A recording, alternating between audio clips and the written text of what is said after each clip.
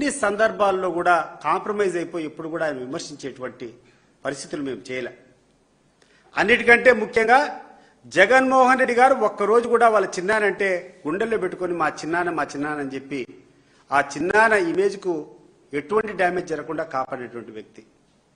రెండో వ్యక్తి అవినాష్ రెడ్డి గారు. ఈరోజు ప్రెస్ మీట్ పెట్టినా ఎక్కడ మాట్లాడినా ఎంత హుందాగా మాట్లాడతాడంటే సునీతక్క అంటాడు, వివేక పెద్దనాన్న అంటాడు.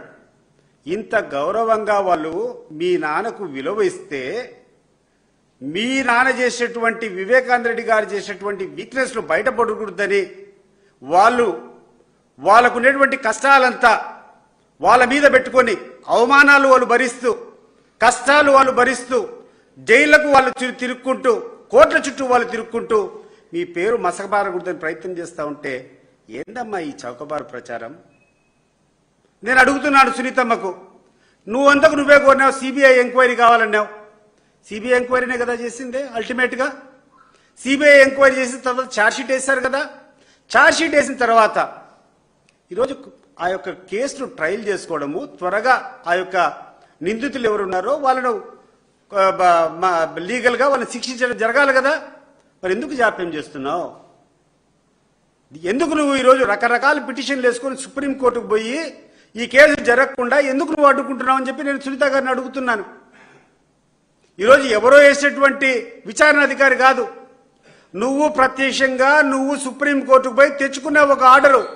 మా తండ్రి చనిపోయేటువంటి విషయాన్ని సిబిఐ ద్వారానే ఎంక్వైరీ జరగాలని చెప్పి నువ్వు కోరిన పిమ్మట సిబిఐనే ఎంక్వైరీ చేసింది. సిబిఐ కూర్చొని ఛార్జ్షీట్ దాఖలు చేసింది. దాఖలు చేసిన తర్వాత నీకేం అబ్జెక్షన్స్ అమ్మా? కోర్టుకు పోతావు, నువ్వు సుప్రీంకోర్టుకు మళ్ళా పోతావు. పోయి నువ్వు అడిగే అభ్యర్థన ఏంటంటే ఇంకా లోతైన అధ్యయనం చేయాలి. తల్లి ఎంత లోతుగా అధ్యయనం చేస్తే నీ తండ్రికి అంత అపకీర్తి వస్తుందమ్మా. నీకు అర్థం కావడం లేదు. ఎంత లోతుగా అధ్యయనం చేస్తే అంత పాపం ఆ నాయకునికి, ఆ ప్రజానాయకునికి అప్రతిష్ట పాలు చేస్తావు నువ్వు. నీకు అర్థం అవుతుందో లేదో ఒకసారి గుర్తుపెట్టుకో. ఈరోజు ప్రధానంగా ఈ యొక్క కేసు సంబంధించి ఫస్ట్ టెస్ట్ మనీ ఏదన్నా ఉందంటే ఆ యొక్క వివేకానంద రెడ్డి హత్యలో పాల్పంచుకునేటువంటి దస్తగిరి ఇచ్చినటువంటి వాంగ్మూలం. ఈ దస్తగిరి ఇచ్చినటువంటి వాంగ్మూలం దయచేసి అందరికీ నేను సర్క్యులేట్ చేస్తాం. ఇది పబ్లిక్ డొమైన్లో కూడా ఉంది. దస్తగిరి ఏమని ఇచ్చాడమ్మా? ఎక్కడన్నా అవినాష్ రెడ్డి చెప్పాడని ఎక్కడన్నా ఉందా? దీంట్లో క్లియర్గా దీంట్లో ఎర్రగంగిరెడ్డి అనేటువంటి వ్యక్తి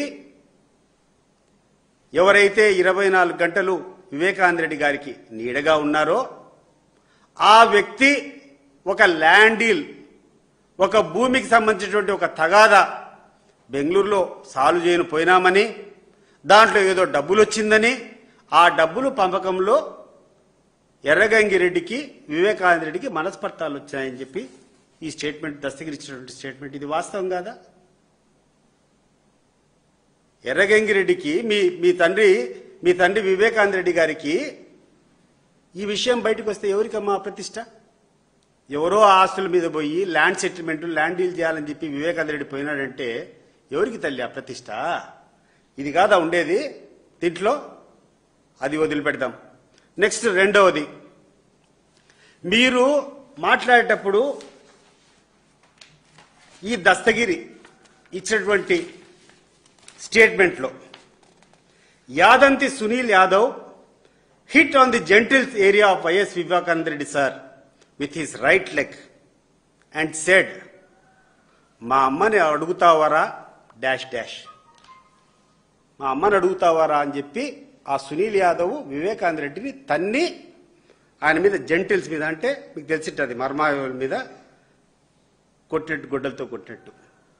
దాన్ని బట్టి ఏమని అర్థమవుతుందమ్మా? ఈ విషయాలన్నీ జనం లేకపోతే ఎవరికమ్మా డ్యామేజ్ అయ్యేది? ఇది ఎవరన్నా మేమిచ్చినటువంటి స్టేట్మెంటా? నువ్వు కాపాడుకుంటున్నావే, మీ దస్తగిరి ఇచ్చినటువంటి స్టేట్మెంట్ కదా ఇది. ఎందుకు ఆ కోణంలో మీరు ఆలోచన చేయరు? ఈరోజు ఒక పరస్త్రీని కోరుకున్నాడు వివేకానంద రెడ్డి గారు, పరస్త్రీలతో ఆయన ఎక్కువ గడుపుతాడనేటువంటి ఒక ప్రచారం జరిగేదానికి మీరు చేసేటువంటి పనులు కాదా కారణము? చనిపోయిన వ్యక్తి చనిపోయినాడు, లోతైన అధ్యయనం చేస్తే ఇవే బయటకు వచ్చేది. అన్నిటికంటే ముఖ్యంగా ఈ యొక్క విషయం జరిగేటప్పుడు at this time Gajjala Umashankar Reddy and Sunil Yadav started searching for some papers. అంటే వివేకానంద రెడ్డి గారిని చంపేటువంటి సమయంలో, ఆయన మీద దాడి చేసేటువంటి సమయంలో వీళ్ళు కొన్ని పేపర్ల కోసం వెతికినారు. ఏంటి అమ్మా పేపర్లు? చెప్పు తల్లి, ఏంటి ఆ పేపర్లు? వీళ్ళు ఏ పేపర్ల కోసం వెతికినారు? ఎక్కడన్నా మీకు అవినాష్ రెడ్డి గారి కుటుంబానికి ఎక్కడన్నా ఆస్తి తగాదాలు ఉన్నాయా, గట్ట తగాదాలు ఉన్నాయా, ఇండ్ల తగాదాలు ఉన్నాయా? చెప్పు, నాకు అర్థం కావడంలా. మరి ఏంటి ఈ పేపర్లు? లోతైన అధ్యయనం చేస్తే ఇవన్నీ నువ్వు చెప్పాలా?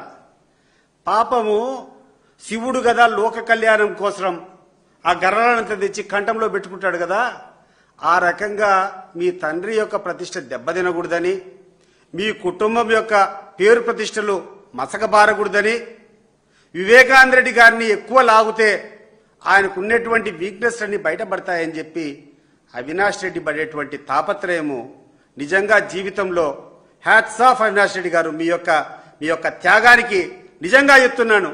అవినాష్ రెడ్డి గారు పడినటువంటి బాధలు నేను చూశా. ఈరోజు సునీతమ్మ, నువ్వు అవినాష్ రెడ్డి గారి మీద నువ్వు అభియోగాలు చేస్తున్నావు.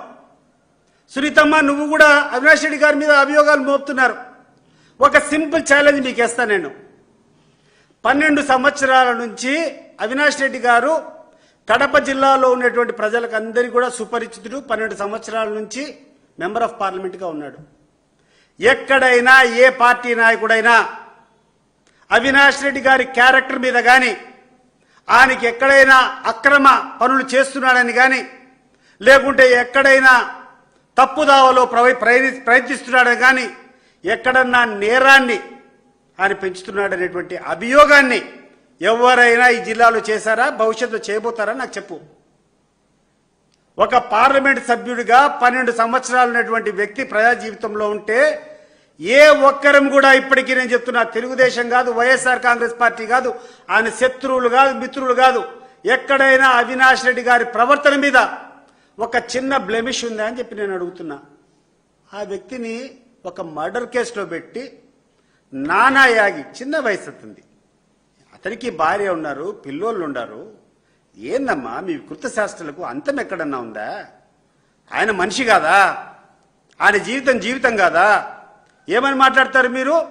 మీరు మాట్లాడే మాట అంతా ఏదంటే, ఈరోజు సిబిఐ చేసినటువంటి ఛార్జ్షీట్లో కానీ ఇంకొక చాట కానీ అవినాష్ రెడ్డి గారి మీద మోపినటువంటి అభియోగం అంతా ఏంటంటే, he has tampered the evidences. అంటే అక్కడ ఉన్నటువంటి సాక్ష్యాధారాలను చెడిపివేసే ప్రయత్నం చేశాడనేది ఆయన మీద ఉన్నటువంటి అభియోగం నంబర్ 1. నంబర్ 2 ఏంటంటే, ఆయన మీద ఉన్నటువంటి అభియోగము మీరు ఏదైతే